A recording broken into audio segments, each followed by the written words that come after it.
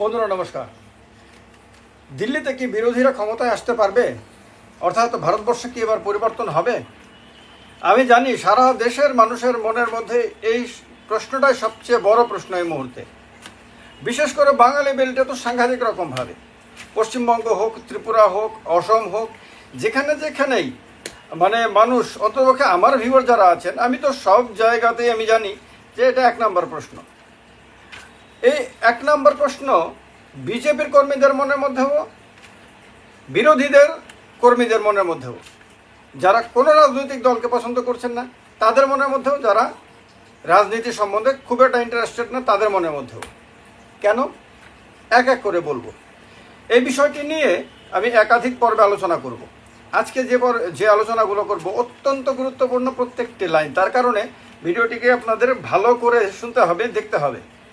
আর ভালো লাগলে অবশ্যই লাইক করবেন, শেয়ার করবেন, কমেন্ট করে নিজেদের মতামত জানাবেন আপনি কতটুকু একমত হয়েছেন।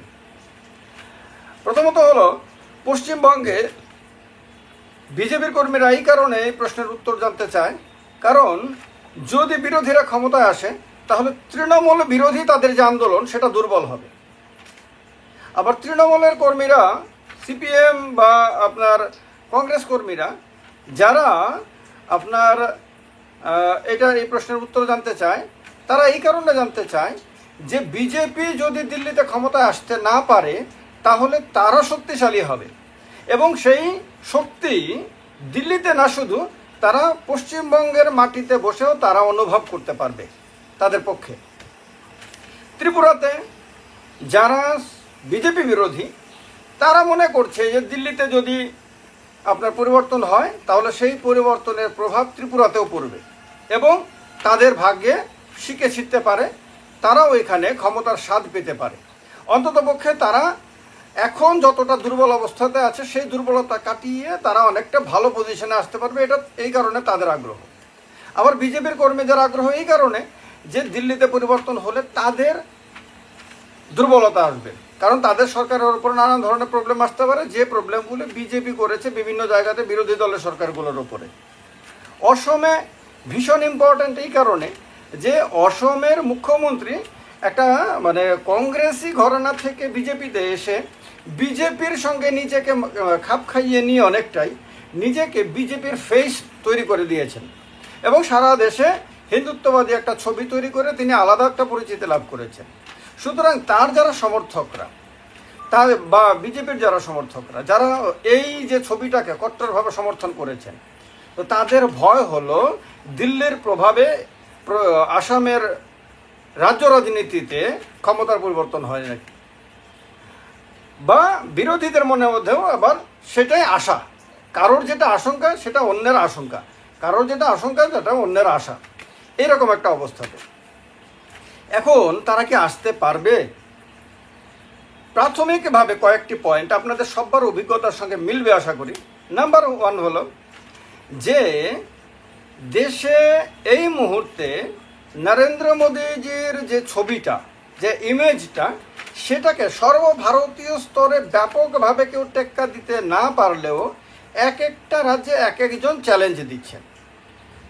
আপনার অরবিন্দ কেজরিওয়াল দিচ্ছেন দিল্লি পাঞ্জাবে, মমতা ব্যানার্জি দিচ্ছেন পশ্চিমবঙ্গে, আপনার তেজস্বী যাদব দিচ্ছেন বিহারে, অখিলেশ যাদব দিচ্ছেন উত্তরপ্রদেশে, উদ্ধব ঠাকরে দিচ্ছেন আপনার মহারাষ্ট্রে, আর রাহুল গান্ধী বেশ কয়েকটা রাজ্যে দিচ্ছেন। সে কর্ণাটক হোক, সে রাজস্থান হোক, সে হরিয়ানা হোক, যেখানে যেখানেই কংগ্রেস বিজেপির প্রধান প্রতিদ্বন্দ্বী সেখানে রাহুল গান্ধী একটা চ্যালেঞ্জ দিচ্ছেন। চ্যালেঞ্জটা কীরকম?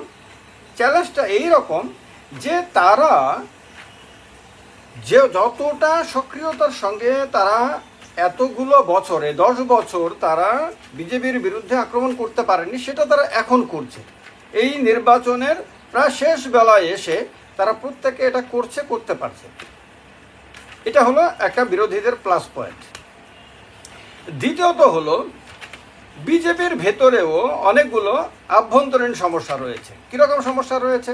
রাজেন গোহাই নামে একজন কেন্দ্রীয় মন্ত্রী কিছুদিন আগে মিডিয়াতে বলে দিয়েছেন যে বিজেপির ভেতরে কর্মীদেরকে অবহেলা করা হয়েছে, উপেক্ষা করা হয়েছে এবং এর প্রভাব সারা দেশেই পড়বে। এটা একদম অকাট্য সত্য কথা বলেছেন। এটা গত 10 বছর ধরে সারা ভারতবর্ষে হয়েছে। এটা সারা ভারতবর্ষের বিজেপি কর্মী নেতাদের সঙ্গে বিভিন্ন সময়ে আমার যা ইন্টারাকশন হয়েছে তা 100% রাজেন গোহাইয়ের কথার সত্যতা আমি জানি। তো এটা সত্য। তো এর ফলে রাজেন গোহাই বলেছেন যে এর প্রভাব সারা দেশে পড়বে। তার মানে সারা দেশে বিজেপির একটা অংশ আভ্যন্তরীণভাবে তারা হয় ঘরে বসে রয়েছেন, না হয় গোপনে গোপনে তারা বিরোধীদেরকে সাহায্য করছেন। তো এইটা একটা বিজেপির নেগেটিভ। বিজেপির নেগেটিভ মানেই আপনার অনেক ক্ষেত্রেই বিরোধীদের প্লাস পয়েন্ট। তো বিরোধীদের জন্য এটা একটা সুবিধার ব্যাপার। তৃতীয়ত হলো আপনার এবারের নির্বাচনে যেভাবে নির্বাচনের আগে থেকে যেভাবে ইডি এবং সিবিআইকে বিজেপি ব্যবহার করে করে বিরোধীদের মধ্যে একটা আতঙ্ক তৈরি করে দিয়েছিল, নির্বাচন শুরু হওয়ার পরে অরবিন্দ কেজরিওয়ালকে গ্রেপ্তার করার পরে যখন দেখলো যে এর ব্যাপক রিপারকাশন হয়েছে সারা দেশে, অরবিন্দ কেজরিওয়ালের গ্রেপ্তারিটাকে সারা দেশে সাধারণভাবে মানুষজন মনে করেছে এটা রাজনৈতিক উদ্দেশ্য প্রণোদিত, এবং এর ফলে নরেন্দ্র মোদীজির ছবিতে একটা দাগ লেগেছে বলা যায়।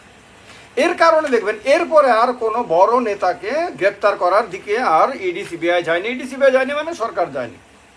ফলে অনেকটা চাপমুক্ত হয়ে এরপরে তো সুপ্রিম কোর্ট একাধিক রায়, অরবিন্দ কেজরিওয়ালকে আপনার জামিন দেওয়া, সঞ্জয় সিংকে জামিন দেওয়া, কোনো কোনো সময় ইডিকে খুব কড়া কঠোর ভাষায় ইডিকে আপনার ক্লাস নেওয়া ইত্যাদি ইত্যাদি ঘটনাগুলির কারণে সম্প্রতি তো ইডিকে বেশ কিছু নীতি নির্দেশিকা দিয়ে দিয়েছে গ্রেপ্তার করার ক্ষেত্রে।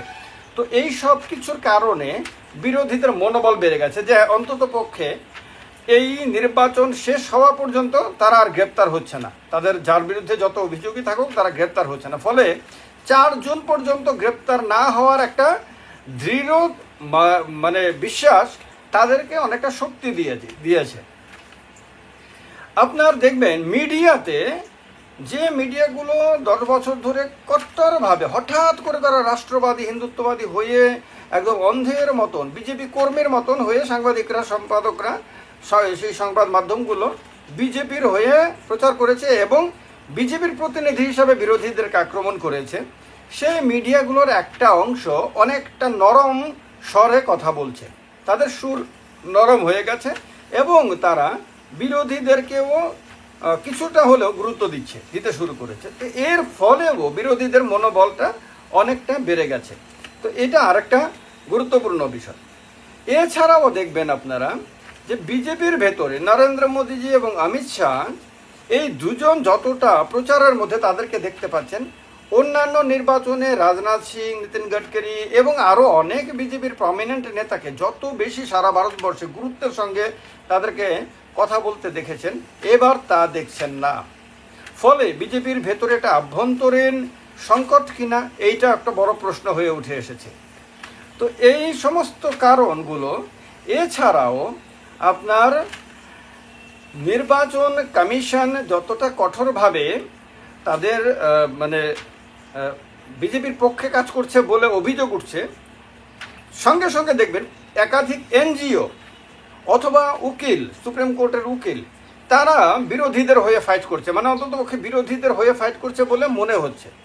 এটা একটা বিরোধীদের প্লাস পয়েন্ট, যেটা এর আগে নির্বাচনের আগে এরকমভাবে দেখা যায়নি।